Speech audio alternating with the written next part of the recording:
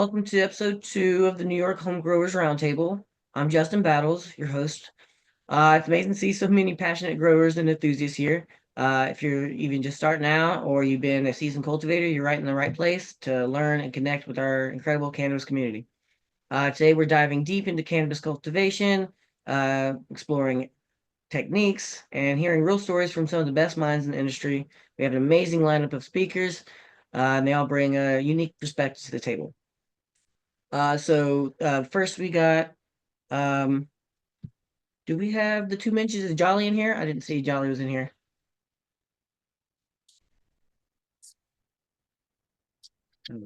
Well, I guess they might be having troubles with Link getting in. I'll continue on. But when they do hop in, the two Mensches. They're renowned for their dedication to preserving landrace genetics. And we got Tad Hussey in here now from Kiss Organics. He's in this for his experience in sustainable cultivation practices, soils, nutrients, all that. Brandon Rust from Bakashi Earthworks brings a wealth of knowledge about regenerative farming, microbial solutions, nutrients, all that. And the Lorax is well setting up here, looking beautiful. He is an innovator in the infused beverage space. He blends creativity with cannabis and makes some awesome infused beverages.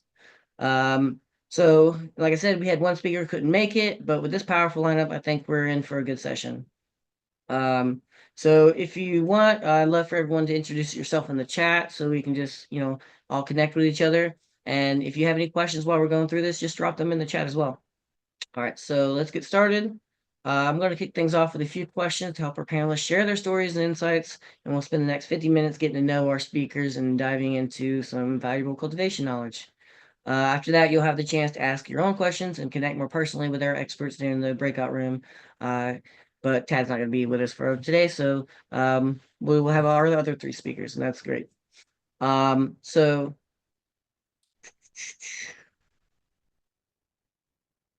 and get the questions. All right, so can everyone just share about your journey in the cannabis space and what motivated you to focus on your specific niche?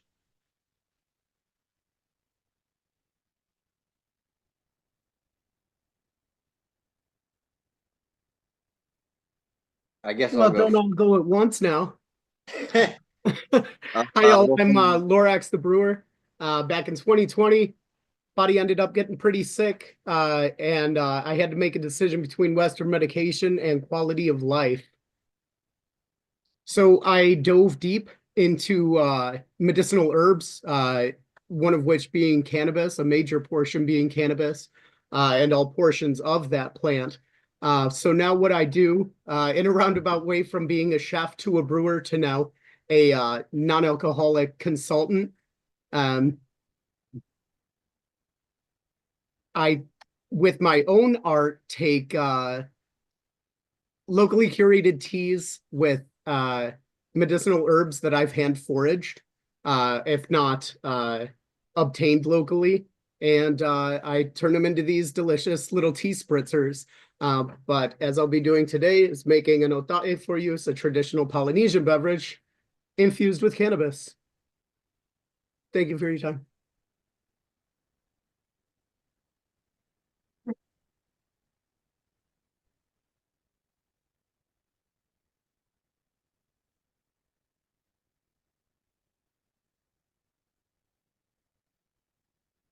Brandon, do you want to go next?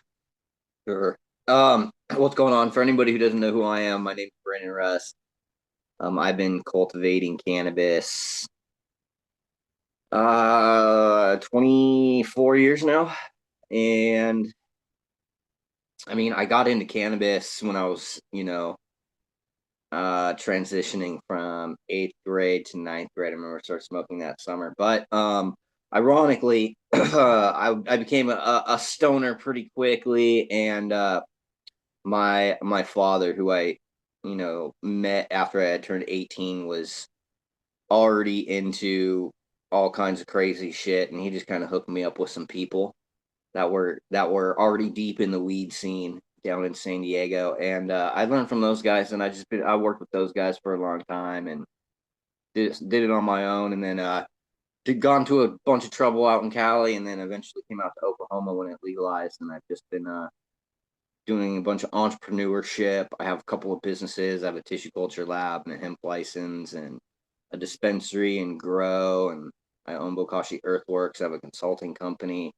I just do a lot of different stuff in the agriculture space.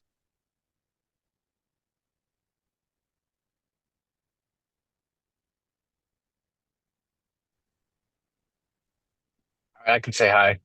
My name's Tad Hussey, the owner of a company called KISS Organics. It stands for Keep It Simple. Our goal is to help folks with the most sustainable and simple ways of cultivating organically.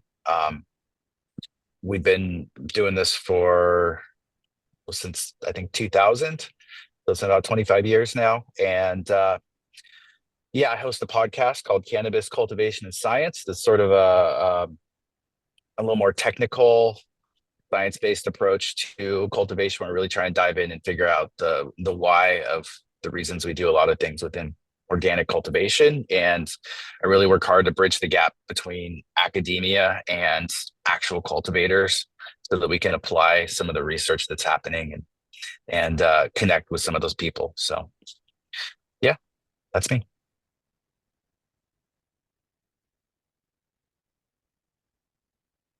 Hey, Jolly, if you can just introduce yourself. The question was just Um, Recording in progress. hold on. Okay.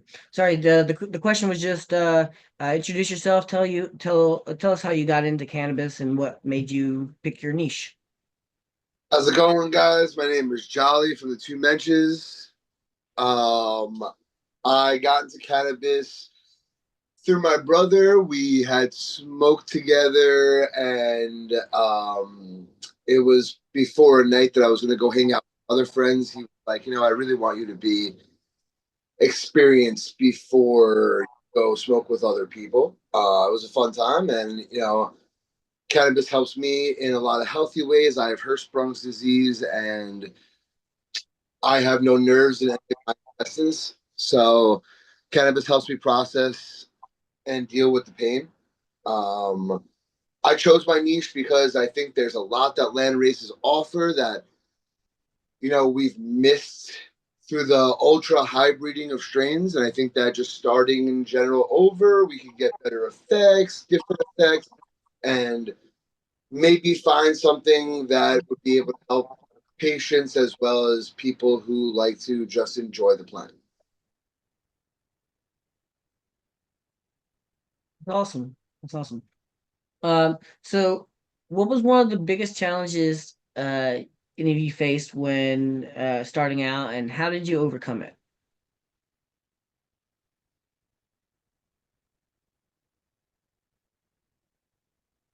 We can start with Lorax if you want to just go in the same order we've been doing. Yeah, I mean it's a very niche. Cannabis infused beverages are already a niche item, right? They're starting to gain popularity, but when I started doing this about 4 years ago, it wasn't so. It took a lot of international travel, looking at how and national travel, right? Seeing how other states and other countries are infusing and what kind of tastes people have in the market. And so I took that and I certainly use it for my consulting side. But with these guys, I just kind of went off on my own happy little trail. But it's always going to tell you people is it's not a market for that. It's not a thing. But at the end of the day, I'm getting paid for my passion. So I think the naysayers can go home with that. But that's kind of how I got here. Kind of the biggest challenge is just fighting the hate, with a lot of love in this community. This especially the people sitting right here, it's a lot of love in this community. You just kind of got to root that out, find the support, and keep pushing.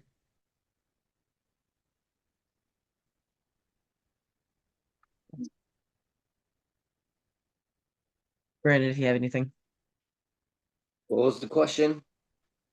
What was the biggest challenge that you had when starting out, and how did you overcome it? The biggest challenge that I had, it was fairly easy, straightforward. I had people overseeing everything that I was doing when I started out. So there was people that had a lot more experience that I was involved with, and I was working for them. So I didn't have to go through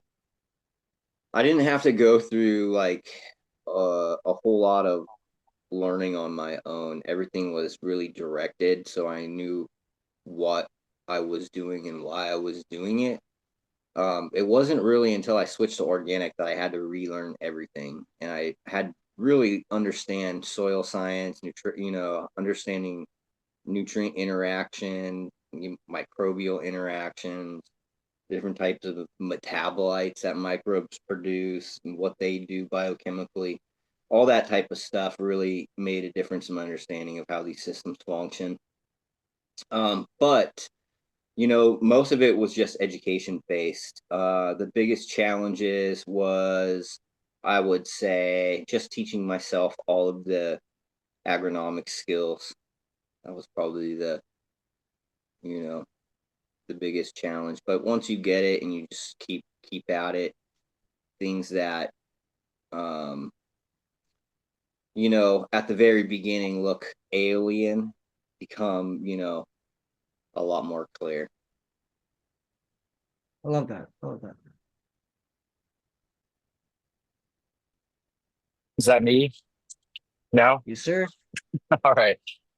Uh, I think for me, in regards to cannabis, it was probably that first time I wanted to start growing. I was coming from a background where my parents had a nursery and landscape business. So I'd been around plants my entire life, but I walked into a hydro shop and it was a totally different experience. There were no plants there. There were all these bottled nutrients, on the shelves.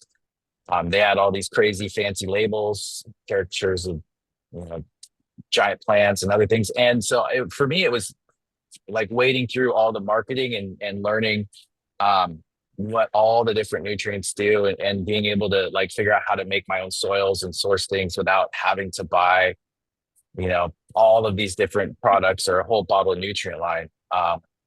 And moving away from that was something I did like pretty early on. And I think that was a big improvement in my learning process and also my cultivation. I think, I don't know, I'm a big proponent of growing using, living soils, organic media, and I think we can do these things very affordably. And so I think going down that path early and coming from a background where my parents had already taught me how to grow plants, you learn that you can grow this plant. It's not that different than a lot of other crops out there. We can use a lot of the same knowledge. That's awesome. Being from Brooklyn, some of my biggest challenges were there's very little agriculture around me. Like I didn't have anyone to go to learn this stuff, and no one wanted to teach me. And it was cool because cannabis, there's so much going on around here that no one's gonna look like down on cannabis. Like I didn't have to worry about like the police or like my parents getting involved or anything like that when I was younger. But just finding someone who was willing to teach me and get me started. And I learned about salt nutrients before I learned about like organics, and that was kind of unavoidable as well. Um, it's also a little bit more expensive to live in New York, so there was some financial troubles trying to get started. As you can see, I'm intense. I don't have big rooms. I I faced a lot of those, like, local Brooklyn challenges, just real environmental stuff. And luckily, through the years, I found great teachers and everyone who wants to help, and I've been able to get on my own feet.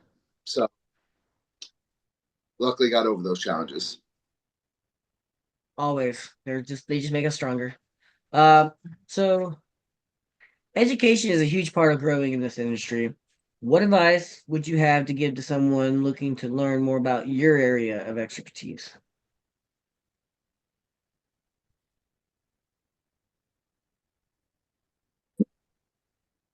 For infused beverages specifically, right? It's getting into the knowledge of brewing itself. It's very easy to throw a can of sugar in into Arizona iced tea, or throw nano into some apple juice. But at the end of the day, we're creating something that's going inside someone's bodies. So if it's not for you, if you're looking to do this commercially, you've got to know about, preserving. For example, this beverage I'm making right now is only good for 2 to 4 days. I can't stop ferment that. I can't, bottle that in any way, shape, or form. So some of what we deal with is very delicate. Really dive into, the knowledge of brewing, or even if you're a can of chef, getting into the knowledge of chefing, because once you can do that well, you'll be able to infuse it even better. Awesome. That's awesome. I'm so curious. I love Lorax. I had to reach out to him by side note. Well, I make my own cannabis beverage, a cannabis sweet tea, and I had to, consult with him to make sure my stuff was going to be top of the line. So I love Lorax. Thank you for answering that. I'm curious what you're making right now. Oh yeah, there it is right there. Yeah, that was our collab. Yeah, I'll repeat the question again so I'm not distracting. What advice would you give to someone in your starting out in your niche? And next we'd say is Brandon. Let's see.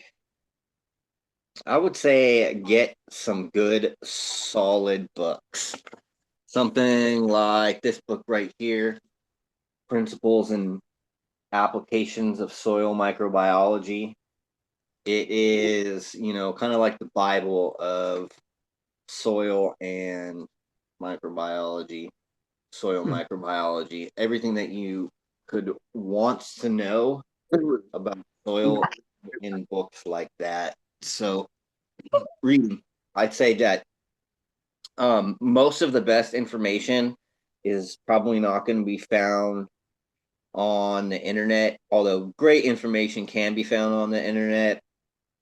All the best information that I've ever found has always been from books, from textbooks. All of that. I'm all academics. I love academics. I love books. Tad, you'll be next. Yeah, I guess for me it would depend on what your goals are, and what you're looking to accomplish. If you're looking to just start growing and you're not too serious about it, I think just plant a plant, get out there, start, give it a shot. You're going to learn a ton just by doing. Um, if your goals are really to learn and understand plants, and I think going back to school and getting a degree in horticulture or taking horticultural classes at your local extension college is a good way to understand and learn about plants in general. Um, I think the podcast I have is actually a pretty good resource for people who want to really learn about these things, because you can hear an expert talk about a topic for an hour. So it just depends how you learn best. But yeah, I think there are resources out there. Just got to figure out what works with your learning style. That's awesome. I love podcasts, and I'll be checking yours out on my long drive to school. I have a 4-hour one, so I think I'll check that out. You said cannabis, science, and education, or what was the name of it? So mine's called Cannabis Cultivation and Science. It's a little more technical, Cultivations. I think, than most of the other podcasts out there. But yeah, you can listen to a university professor talk about silica for an hour if you want to get from a silica expert, for example. So there are ways to dive in on that. But if you want to really learn something, I think you have to get hands-on experience, whether that's growing yourself or going to work somewhere that's growing or going back to school and taking classes. I love that. All right, Jolly. So for me, I would say send me your email or DM me at the two Mensches, and I will send you a pack of landrace seeds that I've acquired. I have a whole list, and if you have any trouble throughout the whole process or growing it or setting it up or trying to get the environment right, I would totally walk you through and help you through whatever you need to. For me, it's as simple as getting it in the ground. It's just hard to find real landrace genetics that come from other countries, and I'll happily provide to anyone those capabilities or needs. Awesome. That's a big help for people. People who want to do land races, but don't just want to just type in land race seeds near me and buy the first thing on Google. Yeah. Dangerous game. Um, so what is a common misconception about your area of expertise that you'd like to clear up?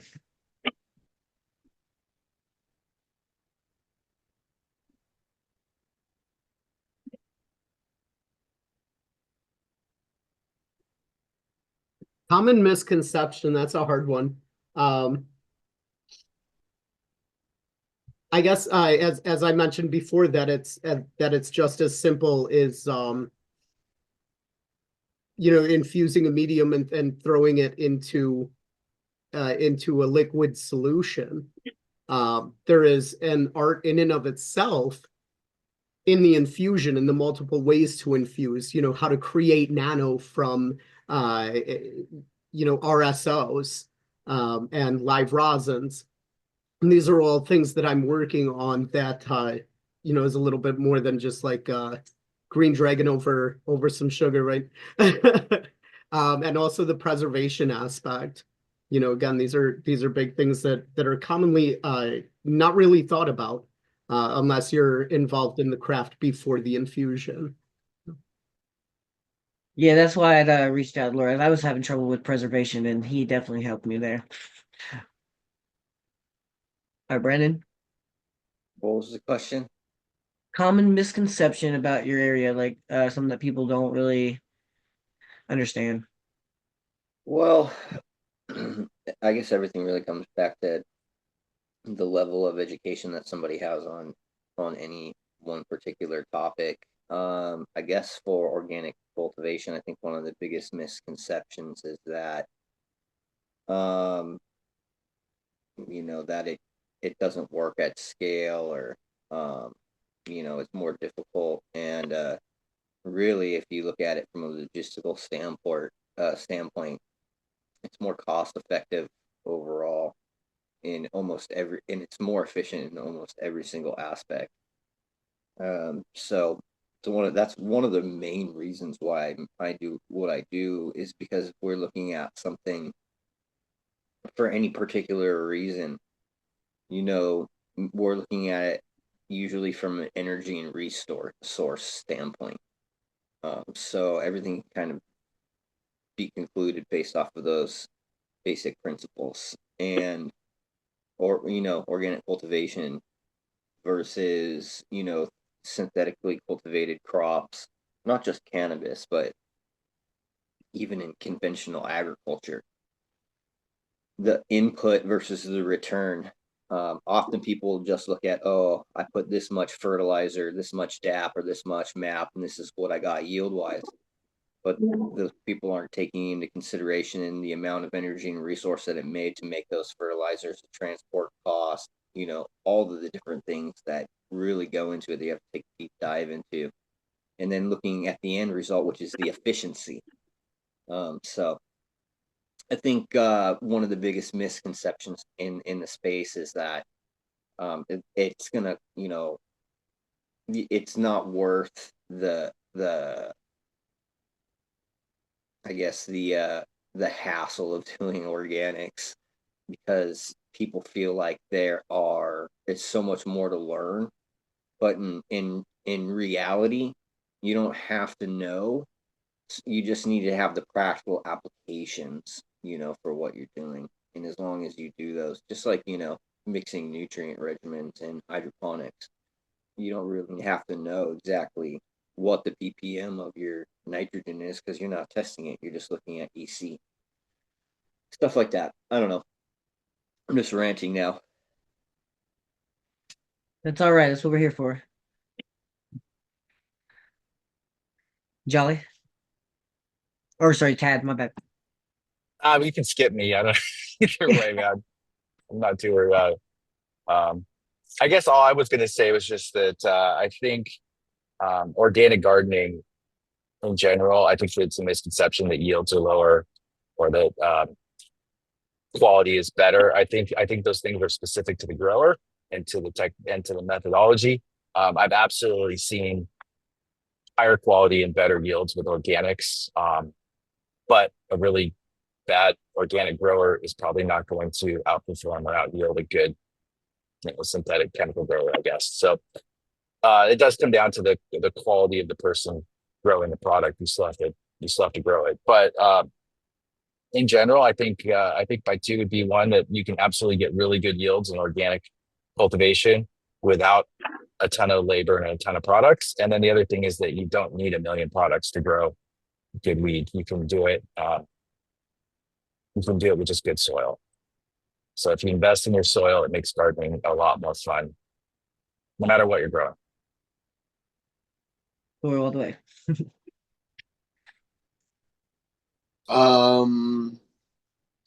There's a lot of misconceptions about land races. I mean, again, like these guys are saying, yields are a huge thing and bud structure are a huge thing. People think that because they're grown in other countries and because they may look a little different and give you different effects or even smell a little different, that they don't have their own following. People often want to smoke land races. They don't always want to smoke the same thing all the time. From a medical standpoint, they're not achieving a full spectrum high or getting all the imbalances they need corrected from the cannabinoids. There's a lot of misconceptions, I think that people have to go out there and there's so many out there, find one that works for them and maybe explore that. Nice. Yep.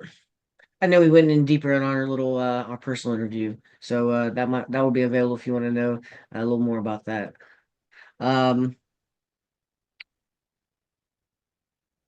What's been one of your proudest moments in cannabis that you've achieved so far?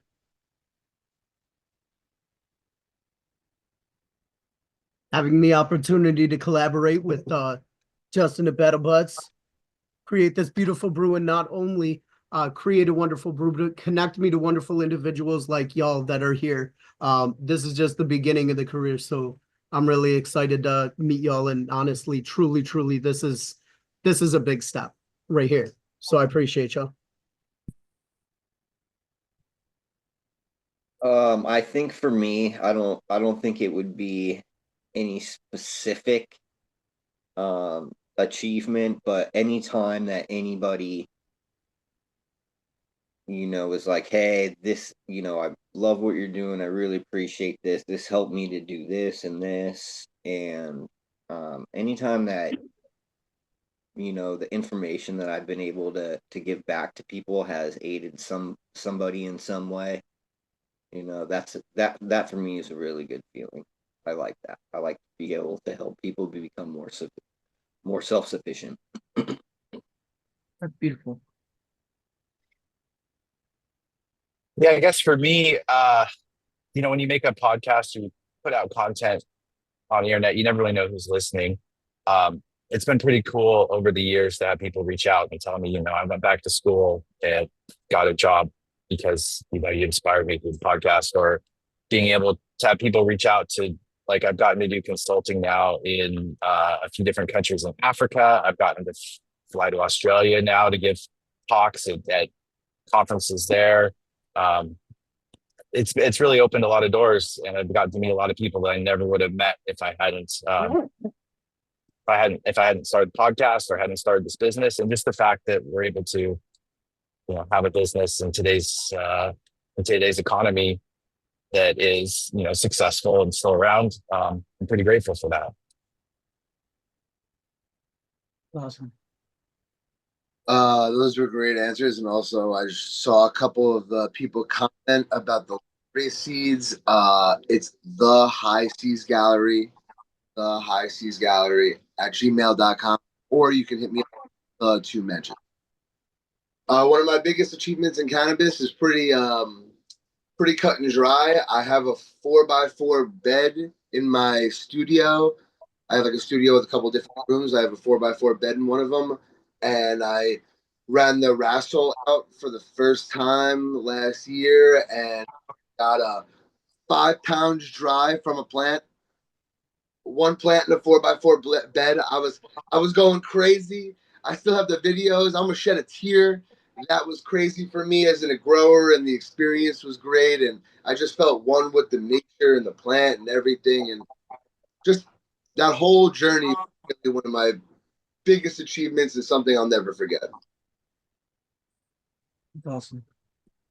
That's awesome. Are there any emerging technologies, practices, or methods you're interested in or currently experimenting with?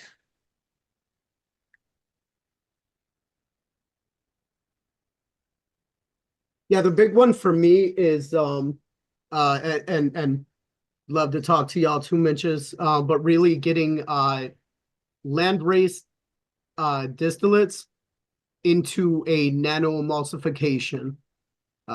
So that that's a that's a big thing, because as a couple of y'all were saying, it's not about the THC, it's about all of these cannabinoids, right? And so when we're brewing here, we're trying to obtain the entire strain. I want all of the plant into an edible form, not just THC pulled from the plant, right? Which we can do, and it's great and it's wonderful. But anyways, that's the unicorn right now that I've been working towards. So I've been working on nano emulsification, but with that, to get some of these terpenes pulled out into that has been a major challenge. But technology's come a long way, and so has research. So I'm hopeful. That's awesome. I'm excited. I want to see collabs with some line race drinks. I'm always down, baby. Brandon, next. What was the question? What is are there any emerging technologies, practices, or methods you're currently experimenting with or interested in? I'm not really doing anything new on the grow side. I pretty much have that, have that locked in. I mean, are there any new microbes or nutrients you're trying to come up with? No, nothing. I'm working on a project in North Dakota. Closing on funding for that next month. So we'll be manufacturing the NutriGrow pots at scale along with the humate fertilizer up in North Dakota. The only thing that I'm doing kind of new that's, I learned how to do it recently, turn it into a business. It's going great. It's the TC lab, the tissue culture lab. And one of the things that I am playing around with is light spectrum for the tissue culture propagation. So I'm just kind of playing around with a little bit with some of the recommendations that I have from FOS and from their team that they've been working, because they've been working with a bunch of other nurseries. So they gave me some light recipes. So that's one of the things that I'm currently working with right now. That's interesting. I don't know if you knew, but the last roundtable we had Grandmaster Level, and he is a guru when it comes to spectrum and tuning lights and stuff. So I don't know if that's something you would be interested in. Maybe he would be able to help you out on that project, because I know he just invented a new light that helps against pests and stuff. So maybe that's something new he wants to work on in the future. But he makes all these tunable lights, so I don't know. But interesting. I'll have to hear it.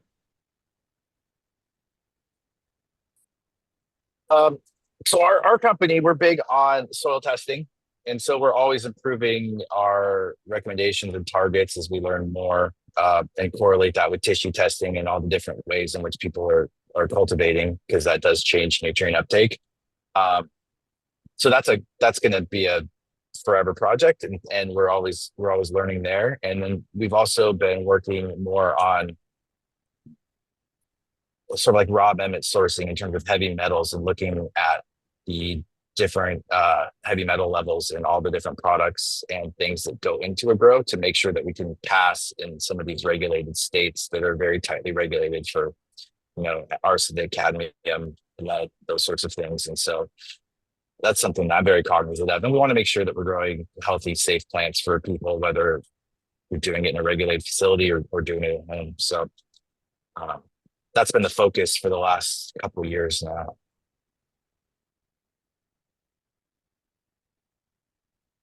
Awesome. So, Good sourcing. ooh, new technologies. I'm not really working on the landrace game. I know there's some really cool people doing stuff. I mean, of course, tissue culture is very important for the type of niche, but I am running some new land races. I'm running the Ming Tai Swazi cross with the Purple Chef, and I'm running the Rosa Rojo or the Rojo. It's a South American land race. Those are going to be hopefully fun to try out. I've run Indian, Thai, and Asian, so these are different for me. I'll be posting my findings, but as for now, it's really just up in the air. I'm excited to see what happens. That's fine. Okay, so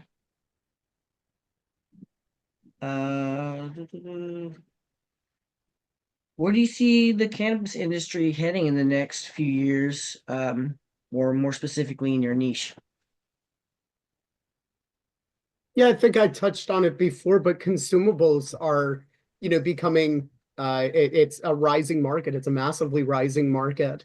And so, I think it's really only up from that point, especially as we find a more discerning customer or a cannabis consumer. It's only going to become a more sought after art, as opposed to your simpler methods, right? Or creating those easier, simpler methods. But I do think that we're in a very, very, very emerging market right now. Where I'm at in Oklahoma, there's not much changing right now. As far as I have seen, there was a huge influx of people for the first couple of years. There was oversaturation just because so many people got involved because it was just, $2,500 for a license or whatever. And a lot of people have exited the space. And so everything's kind of leveled out here.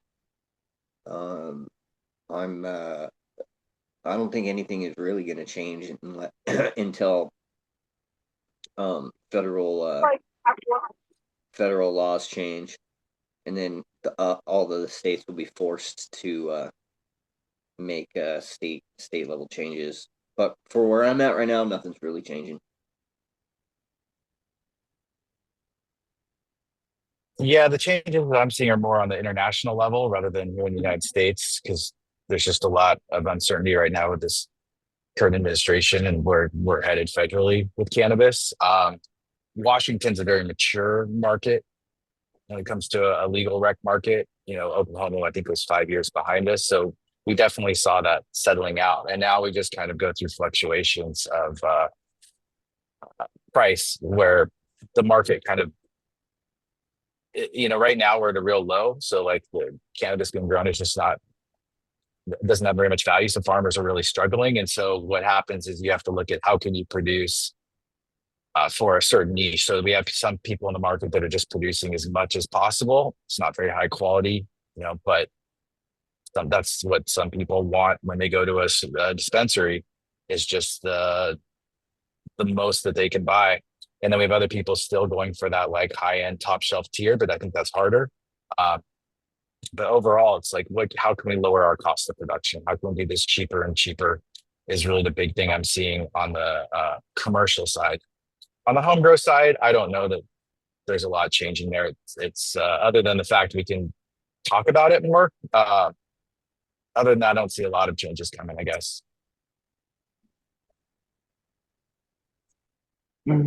So in my field, it's like becoming pretty popular that people are going to start running land races again. Hundreds and hundreds of DMs from companies on the legal market, as well as home growers trying to experiment, see what it's all about, ask me tons of questions. And, even if they don't really know what they're getting into or what they should expect. I think a lot of companies are going to start making a small section for land races and harder to grow strains like or longer to run strains like hazes. Um, I really don't know exactly what commercial facility would be looking for in a longer running strain, but I believe that they're just going to use it for like, future breeding and genetic work. And I just think that everybody's going to start working with this type of material and starting with new strains and new genetics. Cool. So quality and consistency is important in all of our businesses, no matter what we're doing. Um, what strategies do you use to maintain high standards in your products or your process?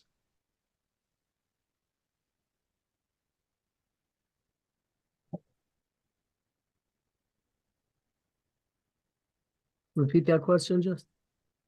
Yes, quality and consistency are critical. What are you doing to maintain your high standards and in your products or your processes?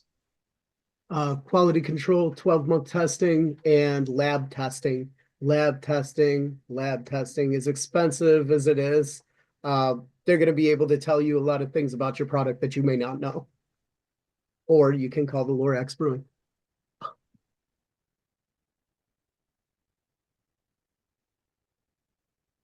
Let's see. For me, it's just consistent. You have to have a good source.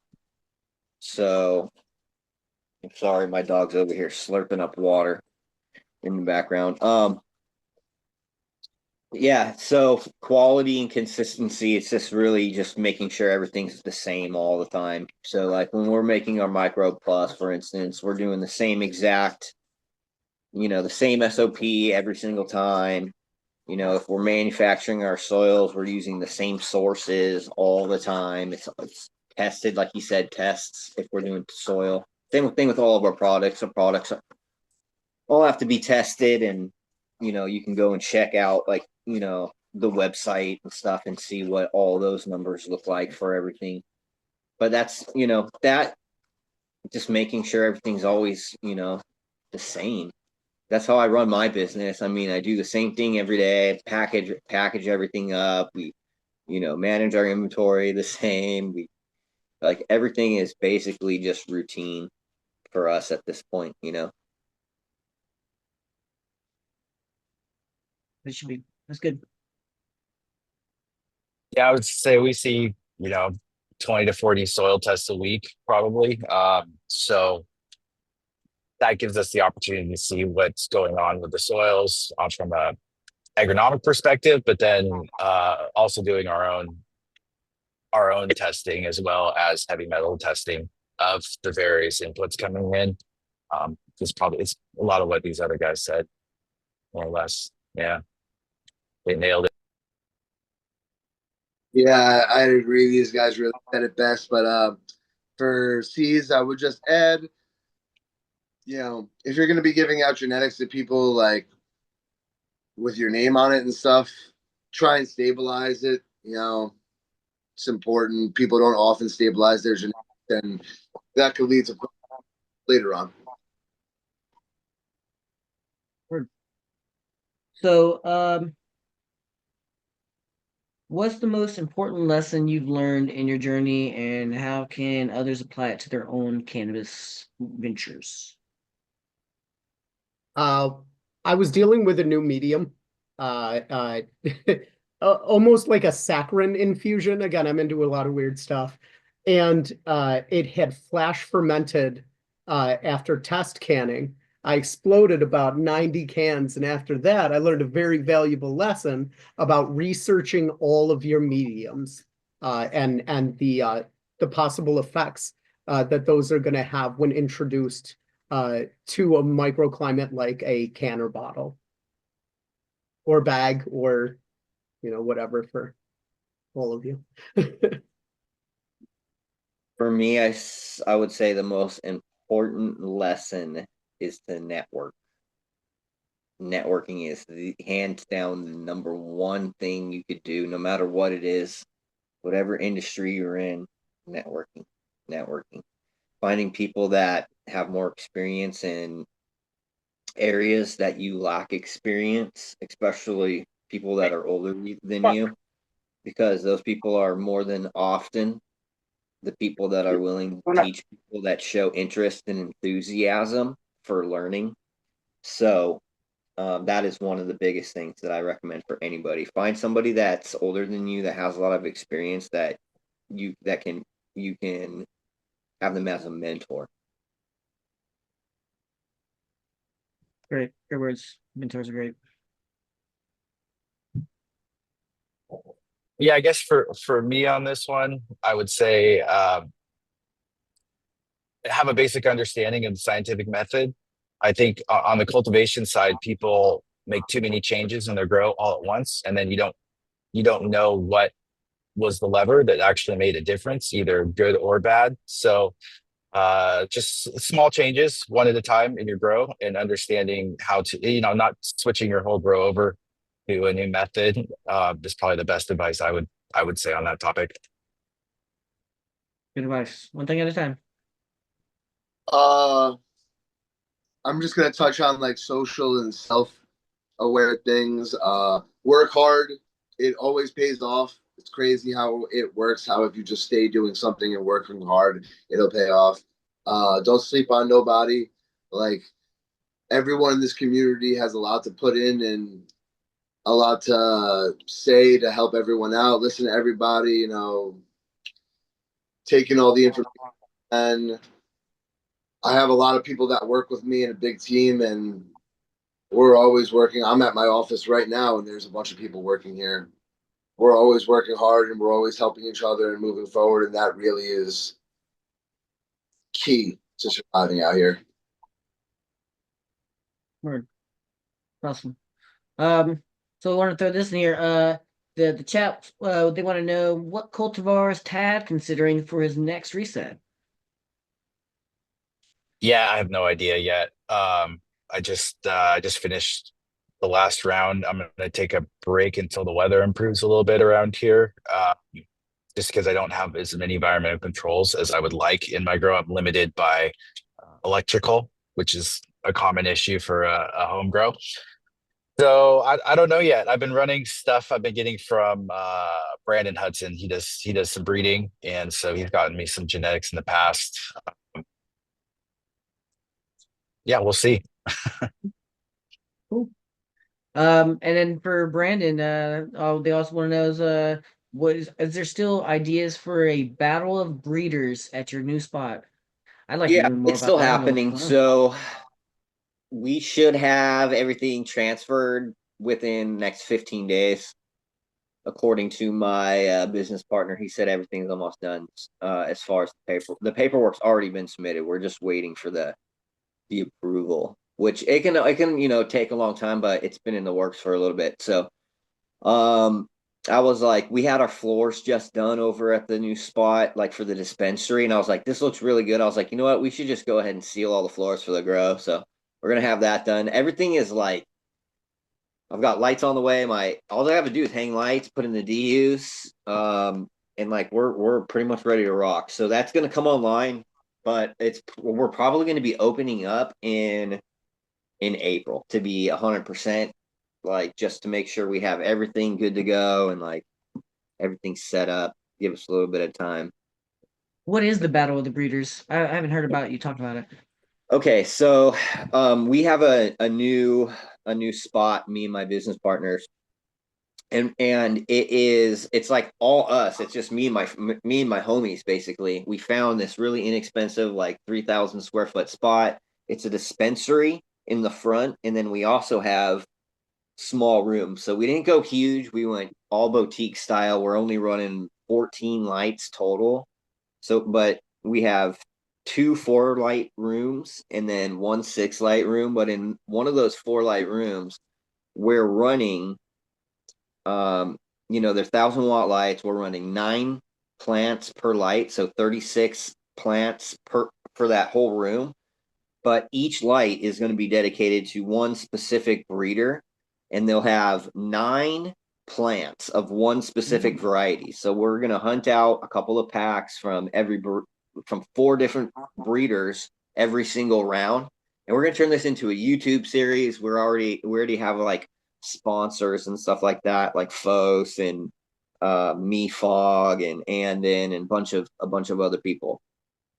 So it'll be a YouTube series, and we're doing like cross promotion and branding, so people can like look at all of these different cannabis breeders, genetics that are being cultivated at our spot, in a boutique style medical grow, and then people that want to actually judge like which one they like best out of the 4 breeders, the best pheno out of the 36 different phenotypes from 4 different varieties in that room.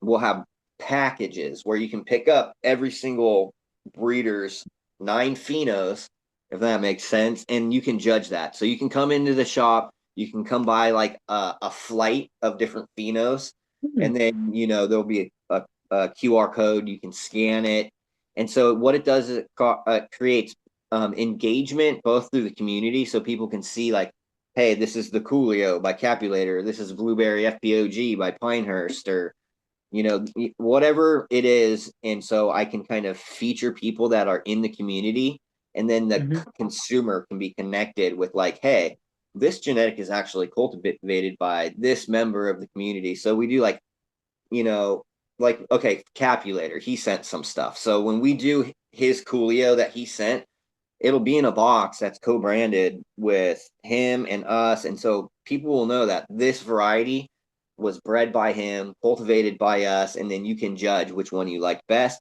It gives us things like marketing data directly from the consumer, but it also connects the consumer directly with the community to create more engagement in that space. And how would we go about getting one of these flights? Do we gotta come in person? Well, here's the thing. So in Oklahoma right now, it's only medical. So you'd have to be a resident with a medical marijuana card to come into the dispensary. Until adult recreation, adult use or whatever comes in, and then anybody will be able to come in with an ID.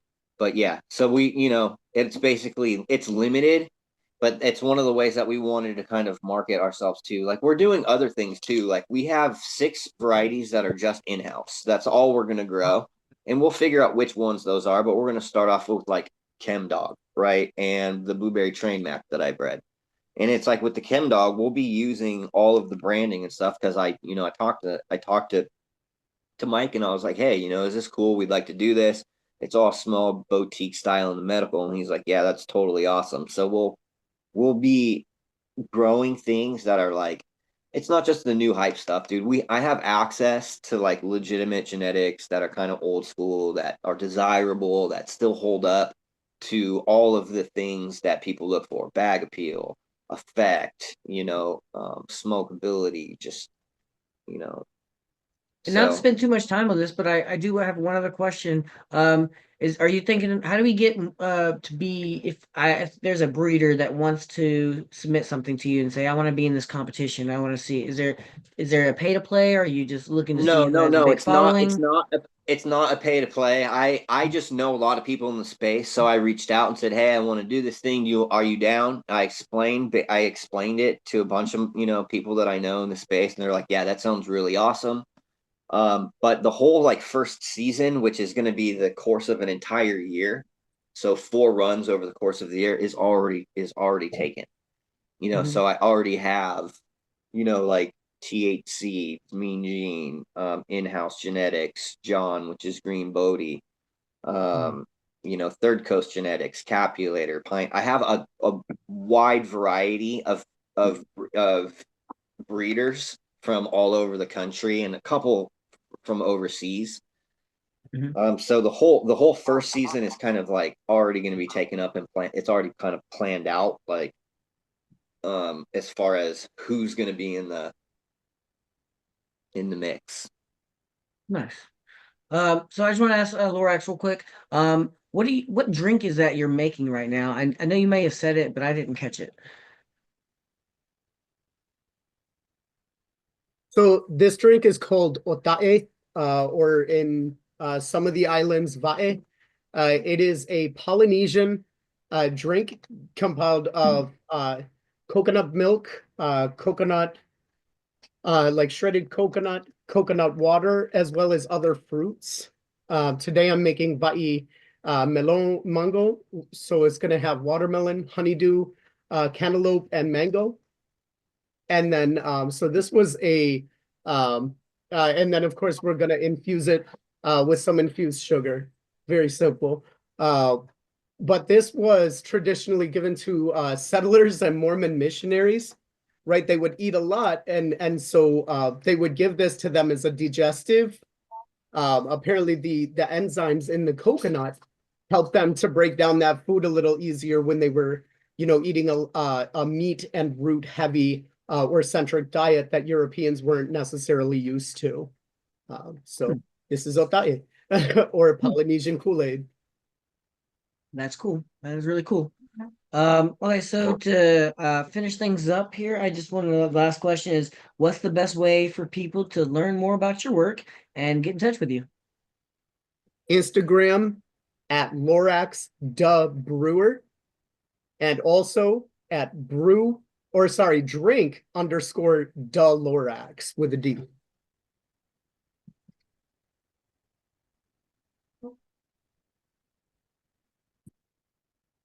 Sorry. Spaced off there for a second. You can find me at rust.brandon, rust.brandon on Instagram. You have to type it all out. I'm shadow banned. You can also go to my website, which is bokashiearthworks.net. We have a blog page on there that has a ton of information if you want to do some deep dives into soil microbiology and all things soil science. It's a great source of information, highly underutilized. And then I'm pretty easy to get a hold of via email, customer service at bokashiearthworks.com if you have any questions about products or anything like that. Yeah, we have a website, KIS, like keep it simple, organics.com. On there, you can find the podcast. You can find a variety of educational resources along with soils and nutrients. We sell just about anything you would need for a grow, including like on call today. So yeah, if people are looking to get set up, feel free to reach out through the website or hit us up on Instagram. I think we're shadow banned too. It's kind of the cool kid club these days. So yeah, you should be able to find us through the website, and then there are links to the Instagram page on there because Instagram sucks and makes it really hard to find people these days. So Instagram, it's frustrating because I use it, you're like, you use it as a tool to connect with the community, and it's like you can't connect to anything because nobody can ever see you because they're like, your content violates our regulations. Like, really? I just posted something about trichoderma, for Christ's sake. You guys are. That's why I'm moving everything to school.com. I put that in there too. But it allows everyone just to, get access to you or to what you're posting without having to find it in a, AI generated, feed of between all the people, and some of them are shadow banned. So I'm trying to get off Instagram because it's too hard to, do what you want. But I didn't mean to cut everyone off. Last we just have Jolly, right? Yep. Is that the last person? You got right. Find me I put my email in here. The two Mensches on Instagram, which is THE2 MENSCHES. Spelled like that, if you can see that. Or find me in New York at any event, everywhere. I'm say what's up, smoke and have fun. Battle Buds is the man for putting this together. Thank you. Right now we're gonna we'll have to say goodbye to Tad unless if he has to get out of here. I don't know. But we're gonna. All right, bye, Tad. Thanks for joining us.